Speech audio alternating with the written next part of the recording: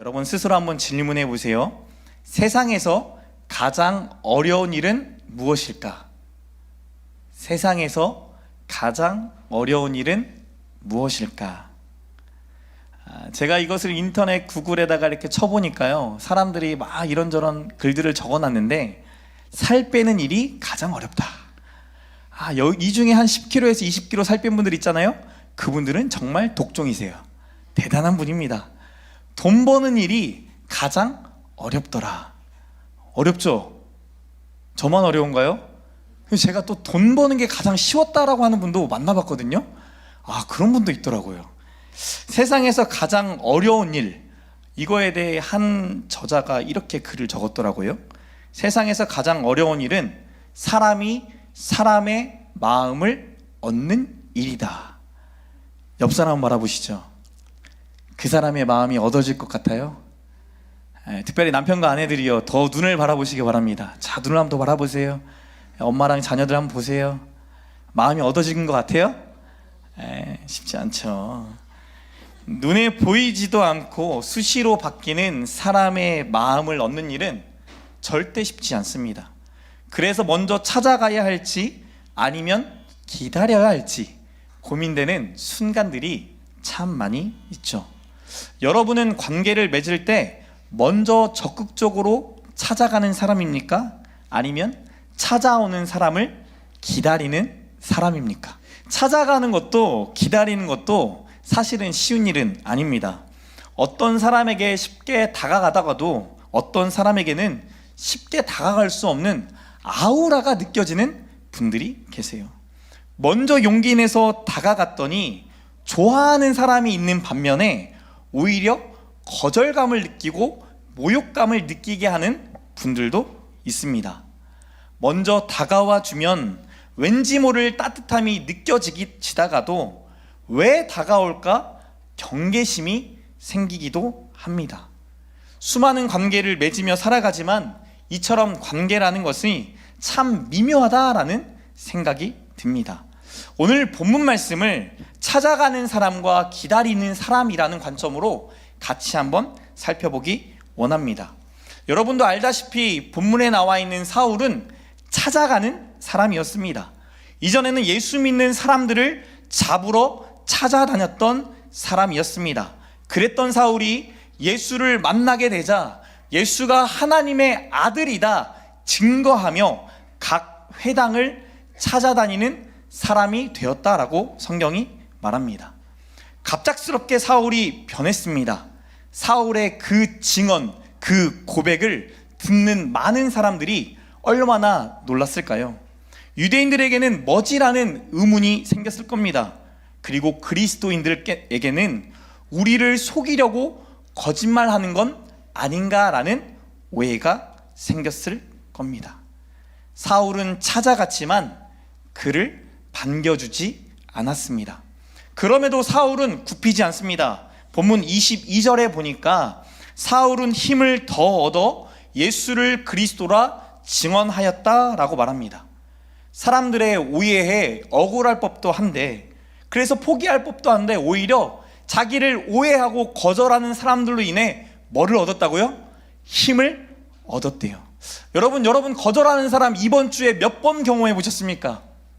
나에 대해 거절하고 나에 대해 오해하는 사람, 그 사람 한 명만 있어도 회사 가기 싫어지고 집에 가기 싫어지고 만나기 싫어지는 게 인생인데, 사울은 특별해요. 다메섹에 사는 유대인들을 당혹하게 할 만큼 적극적인 전도자가 되었습니다. 그렇게 하루하루 지나갑니다. 오늘 본문 23절에는 여러 날이 지나매라고 표현합니다. 갈라디아서 1장 18절에서는 3년이라는 시간이 지났다라고 구체적으로 이야기합니다. 변화된 이후에 예수가 그리스도입니다, 하나님의 아들입니다라는 이 말을 전하고 살았던 것이 몇 년이라고요? 3년이라고요. 짧지 않은 시간이죠. 강두사님 설교했던 것처럼 3년이라는 시간들을 하루하루 쌓아서 순간순간이 쌓여 이제는 사울의 삶이 되고 있었다라는 거예요. 사울의 회심이 그리스도인들에게 과연이란 물음표를 남겼을 때 그의 회심이 진짜라는 느낌표로 반증하는 사람들이 나옵니다. 바로 사울을 죽이려고 했던 유대인들입니다. 24절 함께 읽겠습니다. 24절 말씀 시작.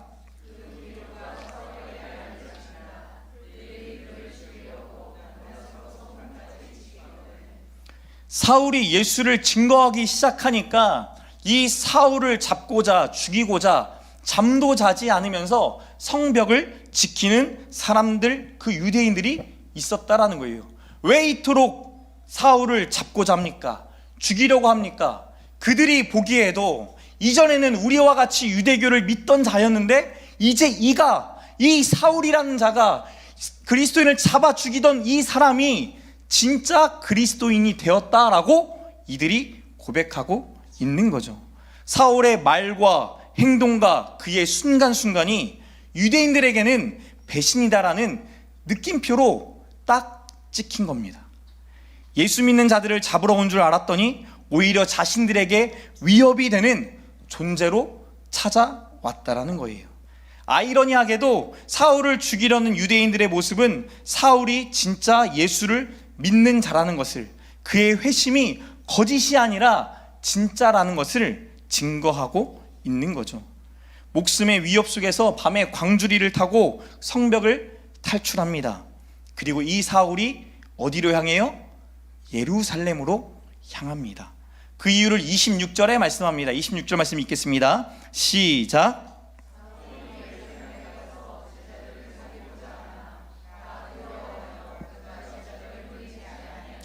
예루살렘에 있던 예수님의 제자들을 사울이 사귀고 싶었던 거죠. 다메섹에서는 자신을 죽이려고 밤낮으로 자신을 찾는 자들이 있었지만 예루살렘에 가면 나와 같이 회심한 자들, 나와 같이 예수를 믿고 변화된 자들을 만나서 같이 교제하고 함께 할 수 있는 특별한 축복이 있겠지라고 생각한 거죠. 여러분도 이 교회에 나올 때 그런 마음 있지 않았습니까? 세상에서는 나를 평가하고 세상에서는 나를 이렇다 저렇다 말하지만 이 교회라는 곳에 오면 예수를 믿는다라는 이유 하나 때문에 서로가 용납되어지고 용서받기 시작하고 누구를 용서하는 일들이 되어지는 것, 나의 재물과 나의 시간과 나의 삶을 들여 서로 섬기는 일이 되어지는 것, 그런 공동체 기대하셨잖아요. 제가 어제 놀라운 일을 경험했어요. 저희 찬양팀 이렇게 연습하고 있는데 우리 정은실 성도, 오남국 성도 이 부부 지율이를 데리고 교회로 오전에 옵니다. 오는데 뭐를 들고 와요? 강원도에서 내려온 옥수수 50개를 들고 왔어요. 내가 직접 이 옥수수를 끓일 수는 없지만 이 옥수수를 나눠 먹든지 브런치 때 어떻게 하든지 하면 너무나 좋을 것 같아요. 난 이전부터 교회에 와서 섬겼던 분이면 이해가 돼요. 근데 아니잖아요. 이제 갓 교회로 온 성도인데 성도가 우리 교회에 함께 하면서 뭔가를 나누고 함께 먹고 싶다라는 생각이 들었다라는 거예요. 그리고 어제 이윤영 목사님과 만나서 식사를 하는데 이윤영 목사님, 사모님이, 황구정 사모님이 그 얘기 하시는 거예요. 오늘 예배를 끝나고 집에 안 가고 남아있는 사람들과 함께 부대찌개를 끓여 먹기로 했다. 그럼 누가 뭐 재료 갖고 온지 알고 계시냐? 잘 모르겠다. 그때 가면 되겠죠. 근데 우리 교회가 그런 교회잖아요. 그때 가면 되는 교회. 왜? 서로의 섬김과 섬김으로 되어져 가는 교회. 그런 따뜻함을 누구도 느끼고 싶었던 거예요. 사울도 느끼고 싶었던 거죠. 우여곡절 끝에 예루살렘 교회를 찾아갔던 사울을 예루살렘 성도들이 환영해 줍니까? 말씀해 보니까 아니었어요. 그들은 오히려 이 사울을 두려워했습니다. 여전히 그가 예수님의 제자라는 확신이 들지 않았다라는 거예요. 3년이란 시간이 지났지만 이전에 사울이 그리스도인을 잡으면서 했던 온갖 핍박과 온갖 악랄한 일들 때문인지 이 사울에 대한 경계심이 사라지지 않는 거예요. 사울 입장에서는 목숨을 걸고 찾아갔습니다. 환영받기를 바라는 마음으로 찾아갔을 거예요. 그런데 전혀 환영받지 못했죠. 여러분이 사울이었다라고 하면 어떤 심정이었을 것 같으세요? 가까이 찾아갔는데 저절로 멀어지는 느낌. 3년 동안 순간순간 하루하루 예수를 전했습니다. 그러면서 동시에 이제는 자기가 생명의 위협을 받는 자가 되었어요. 목숨을 걸고 광주리를 탔습니다. 광주리를 타다가 잡히면 창에 던져진 창에 찔려 죽임을 당할 수도 있었어요.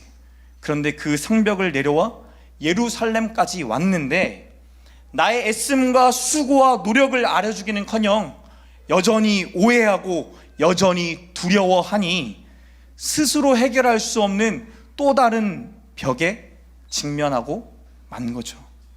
목숨을 걸고 내려온 성벽보다 더 높고 더 깊은 장벽이 사울 앞에 세워져 있는 겁니다. 여기도 저기도 속할 수 없는 이질감이 그에게 두려움으로 다가왔을 거예요. 과거는 바꿀 수 없잖아요. 이제 사울은 어떻게 해야 할까요? 여러분이 그 사울이라면 어떻게 하시겠습니다?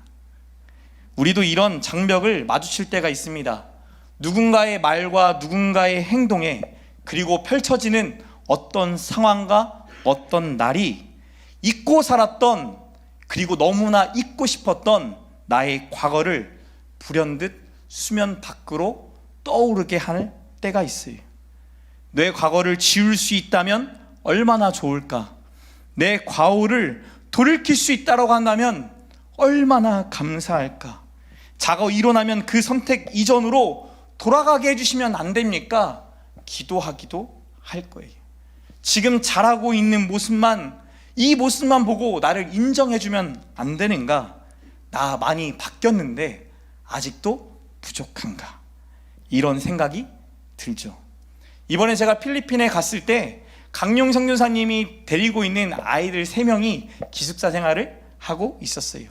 한 아이를 가리키면서 그 아이의 별명을 말씀해 주시는 거예요. 경찰에서 경찰견으로 쓰는 맹견 중에 맹견 9가지를 뽑아 K9이라고 부른다고 합니다. 근데 한 아이를 지목하시면서 이 아이가 별명이 K9이야 라고 말하시는 거예요. 왜냐 하고 봤더니 그 아이 눈빛이 강용성 교사님이 어떤 거를 시키면 째려봐요. 불독처럼 K9처럼 눈빛이 확 바뀌는 거예요. 항상 째려보는 눈빛을 하고 있기 때문에 그 아이를 볼 때마다 K9, K9, come 이렇게 부르시는 거예요. 얼마나 웃기던지. 그러면서 저에 대한 이야기를 하십니다. 이강렬 목사를, 내가 이강렬 목사가 초등학교 2학년일 때 교회에서 같이 신앙생활을 했는데, 내가 기억하고 있는 이강렬 목사는 그 어린 나이에 욕심이 참 많았어. 지기를 정말 싫어했어. 잘못된 것을 따지면서 귀찮게 하는 개구장이었어 라고 하면서 웃으시는 거예요. 저는 기억이 안 나는데, 그러면서 한마디 더 하십니다. 이강렬 목사가 태양이보다 더 심했어. 태양이는 얌전한 거야. 제가요? 저는 기억이 없는데요? 라고 하면서 웃었죠. 제가 이 전주로 내려오기 싫었던 이유 중에 하나가 제 어릴 때의 모습을 기억하는 사람들이 있기 때문이었어요. 무지했던 나, 미성숙했던 나, 죄를 범하면서도 이게 죄인 줄 모르고 살아갔던 나의 모습, 나의 과거를 알고 있는 분들이 계시잖아요.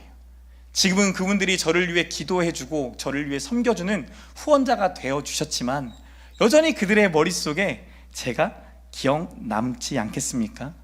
나는 변했는데, 조금 더 성숙해졌는데, 그때 나를 기억하는 사람은 여전히 이강렬을 그런 사람으로 기억하지 않을까 하는 장벽을 만날까봐 제 개인적으로 두려웠어요. 후회 안 될 과거를 바꿀 수 없는 사울, 영적 이질감으로 하나 될 수 없던 사울에게 딱 한 사람이 찾아옵니다. 그의 별명은 바로 바나바. 바나바 여러분 기억하세요? 사도행전 4장에 우리가 이전에 나눴던 사람이죠. 구브로 출신의 요셉인 이 사람의 별명, 위로의 아들이란 바나바가 별명이었죠. 자신의 토지를 팔아서 성전으로 모인, 예루살렘 교회로 모인 성도들을 위해 사도들 앞에 자신의 토지를 내어줬던 사람, 이걸로 그들을 구제해 주세요라고 자신의 재산을 내놓은 특별한 분이었어요. 그 바나바가 이제는 사울 앞에 나타났습니다. 그리고는 27절에 이렇게 말씀합니다. 함께 읽겠습니다. 시작.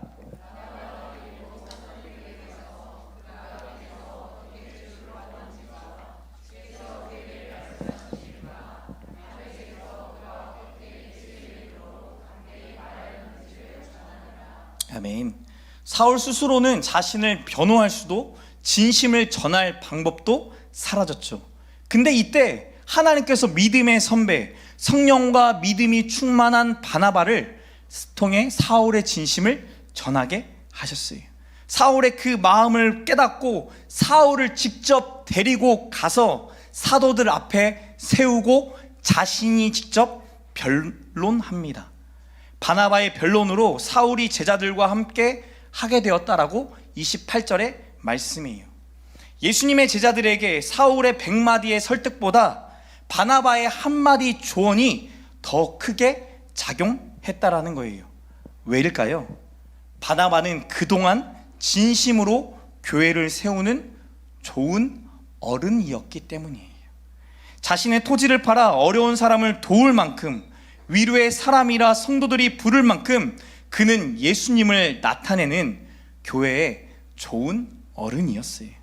그랬던 바나바가 사울이 진짜 예수님의 제자가 되었다라고 변호하니 제자들도 그의 말을 신뢰할 수 있었던 거죠. 하나님께서 사울에게 좋은 어른 바나바를 붙여 주셨어요. 누구도 나를 만나려고 하지 않고 회피할 때, 누구도 나의 진심을 알아주지 않을 때, 나의 과거를 보지 지금 나의 모습을 보지 않을 때, 그리고 누구보다도 지금 당장 도움이 필요할 때, 그때 우리가 만나는 사람이 좋은 어른인지 드러나게 되죠. 여러분은 스스로 생각할 때 좋은 어른이라고 생각되십니까? 좋은 어른이 되어가고 계세요?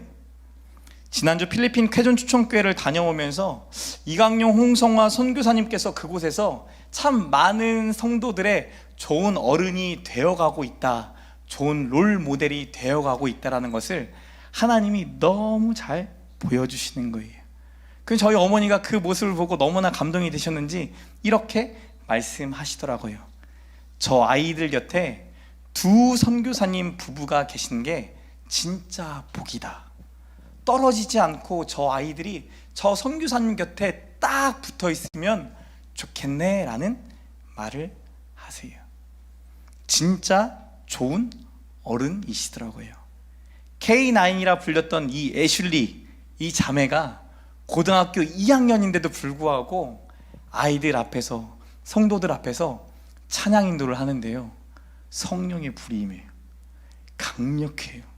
강력한 하나님을 향한 신뢰와 믿음이 그 귀한 딸을 통해 흘러가는 게 보여져요. 키즈 예배 때 아이들을 꽉 사로잡아서 이끌어가는 모습을 보는데 제가 너무 감동이 되는 거예요. 형님, 어떻게 이렇게 아이들을, 이 사춘기 때 아이들을, 이 핸드폰에 노출되어 있는 아이들을 이렇게 예수님의 전사와 같이 키웠습니까? 라고 했더니 다 훈련하면 되더라고. 사랑으로 훈련하면 되더라고. 다른 문화와 라이프 스타일을 가지고 있지만 그럼에도 불구하고 그들에게 필요한 필요가 무엇인지를 살펴보면서 그 필요를 채워주며 말씀을 가르치고 삶을 가르치고 계시더라고요. 한국교회에도 참 좋은 어른들이 많았습니다. 우리가 잘 알고 있는 좋은 목사님, 좋은 선교사님 참 많이 계셨죠. 그뿐 아니라 한국교회가 이렇게 지탱할 수 있었던 이유는 교회 안에 정말 기도하셨던 권사님들이 계셨어요. 어떤 상황과 환경에서도 끊임없이 하나님을 찾고 구했던 그 기도의 사람들이 계셨고, 어떤 상황과 환경 속에서 우리 중고등부 아이들을 핍박해도 그 핍박을 다 맞아냈던 좋은 사역자들, 좋은 선생님들이 계셨어요. 진실된 마음을 보고자 애썼던 선생님들, 스스로 성육신하여 그들의 눈높이로 내려가 그들과 함께 마음을 나눴던 분들이 이 한국교회를 세웠던 거죠. 그리고 여전히 세계 곳곳에서 성육신한, 예수를 닮아간 좋은 어른들이 하나님의 몸된 교회를 세워가고 세상을 세워 갑니다. 이번 제주도 수련회 때 저희가 제주도를 가는 이유가 있어요.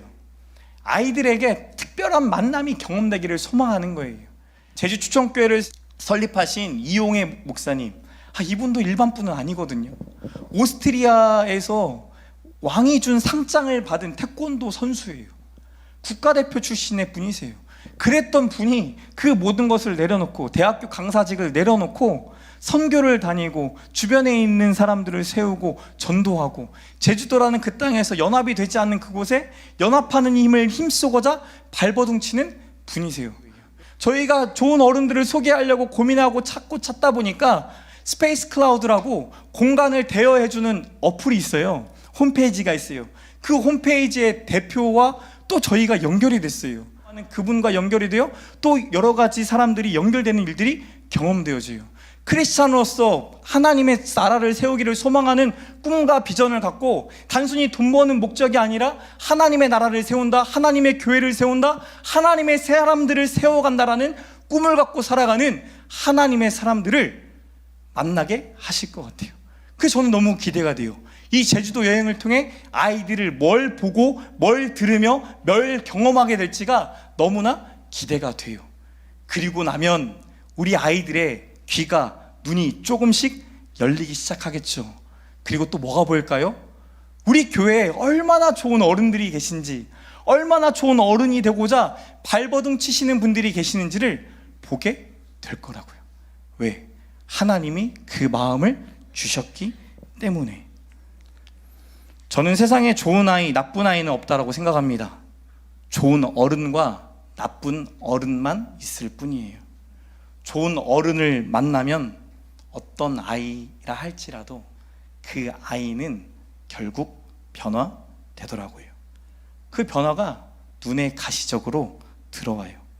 말이 달라지고 행동이 달라지고 삶이 조금씩 달라지기 시작합니다. 왜냐하면 좋은 어른을 통해 그의 생각이 달라졌기 때문이죠. 저와 여러분이 하나님이 이 시대에 사용하시는 바나와 같은 좋은 어른이 되시길 축복합니다. 좋은 어른을 등에 업은 사울, 그가 또 다른 누군가를 찾아가기 시작합니다. 29절 말씀 함께 읽겠습니다. 29절 말씀 시작.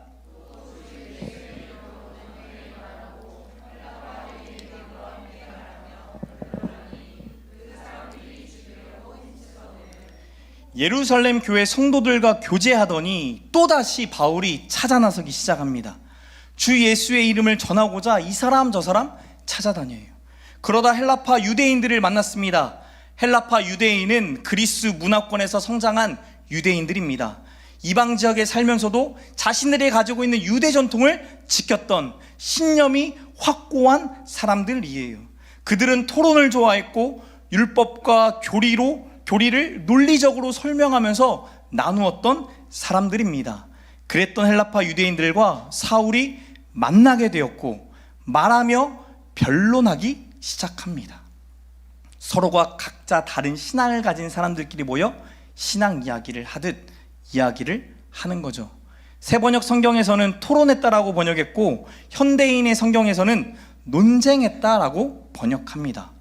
토론과 논쟁의 끝이 결국에는 사울을 죽이겠다는 마음을 품게 합니다. 격렬한 토론이 감정을 상하게 했고 도리어 죽이고자 하는 악한 마음까지 품게 만들어 버렸습니다. 이미 목적을 가진 토론과 논쟁은 사람을 합리적으로 설득할 수 있을지는 몰라도 마음을 얻지는 못합니다. 사람의 마음까지는 변화시키지 못해요. 사울은 스스로 준비되었다라고 생각했을지 모르겠습니다. 예루살렘 교회 성도들이 나를 받아줬으니까. 그러나 하나님 보시기에 사울에게는 더 많은 시간이 필요했습니다. 30절에 형제들이 알고 가이사랴로 데리고 내려가서 다소로 보내니라 말씀합니다. 죽이려고 하는 그들을 피하여 사울을 그의 고향인 다소로 보냅니다. 고향으로 돌아간 사울의 이야기를 끝으로 그 다음에 베드로의 이야기가 나옵니다. 그렇게 사울의 시간표는 사도행전 9장 30절로 끝나는 것처럼 보여집니다. 그러나 우리가 알다시피 이게 끝이 아닙니다. 11장 25절에서 바나바가 사울을 찾으러 다소로 가면서 본격적으로 사울과 바나바가 함께하는 전도 여행 사역이 시작이 됩니다. 바나바가 사울을 다시 찾아오기까지는 무려 몇 년이 걸렸을까요? 몇 년이 걸렸을 것 같아요. 고향으로 보냈던 사울을 찾아가기까지 10년이 걸렸어요. 당대에 가장 높은 교육을 받았던 사람, 누구보다도 뛰어난 성경적 지식과 논리와 변증수를 가지고 있었지만 하나님은 이 사울을 10년 동안 말씀 안에 머물게 하셨습니다. 믿음의 조상 아브라함에게 약속한 이삭을 주시기까지 25년이라는 세월이 걸렸던 것처럼 10년이라는 기다림의 시간은 사울을 말쟁이가 아니라 이방인의 사도로 쓰임받기 위해 준비되는 ING의 시간이었다라는 거예요. 고린도전서 2장 4절에 바울이 된 사울이 이렇게 고백합니다.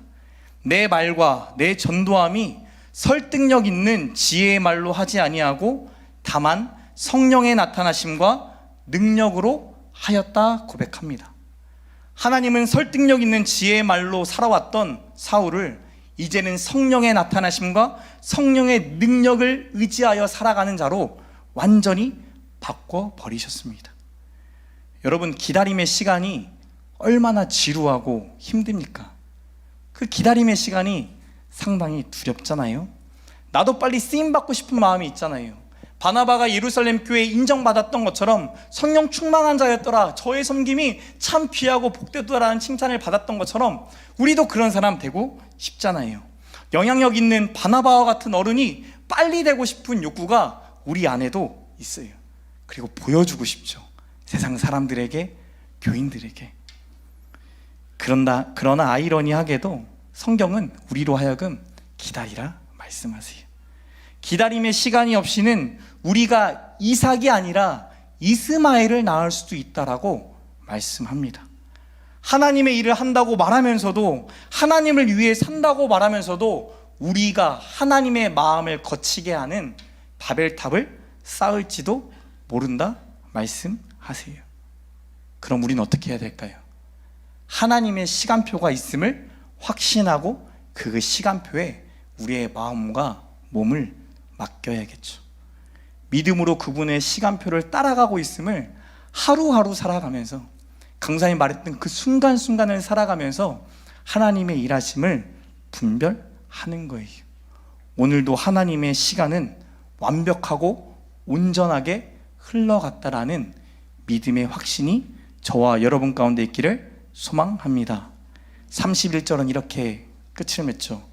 그리하여 온 유대와 갈릴리와 사마리아 교회가 평안하여 든든히 서가고 주를 경외함과 성령의 위로로 진행하여 수가 더 많아지니라. 하나님의 시간표가 멈춰버린 것처럼 보였지만 바울을 훈련시키고 있던 그 10년의 시간 동안 오히려 유대와 갈릴리와 사마리아의 교회가 세워졌고 예수를 믿는 자의 수가 더 많아졌어요. 저와 여러분이 하나님의 시간을 보는 자, 하나님의 시간표 위에서 살아가는 축복된 한 사람 한 사람 되시길 소망합니다.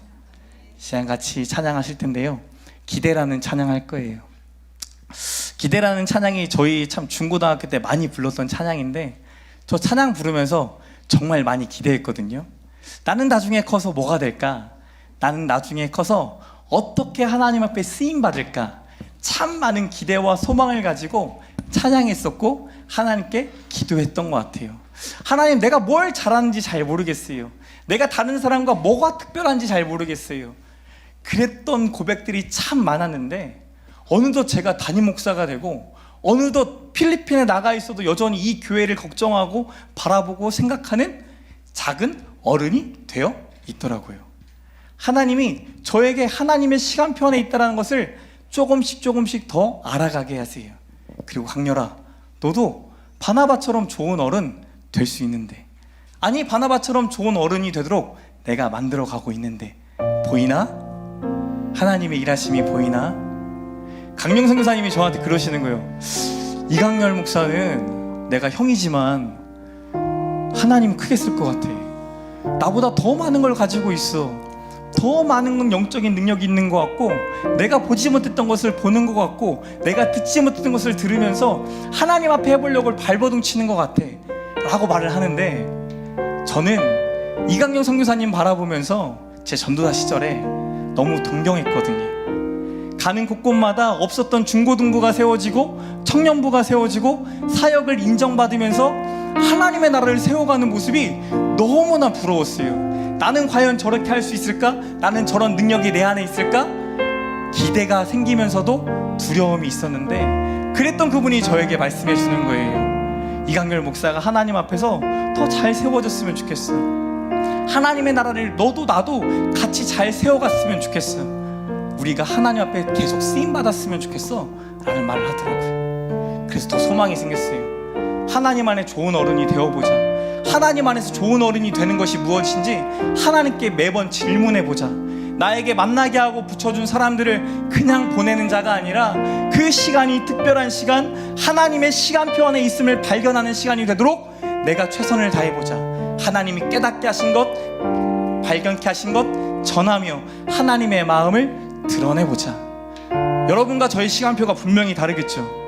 여러분이 생각하는 시간표, 하나님의 시간표가 같을 것이라 여기는 사람 많이 없으시죠? 이제는 분명히 다를 거예요. 근데 그럴 때 우리가 하나님 앞에 나의 시간표를 하나님께 내어드려 봤으면 좋겠어요. 그리고 하나님이 어떤 일을 하실지 기대하고 소망하고 바라보고 경험하는 저와 여러분 되시길 축복합니다.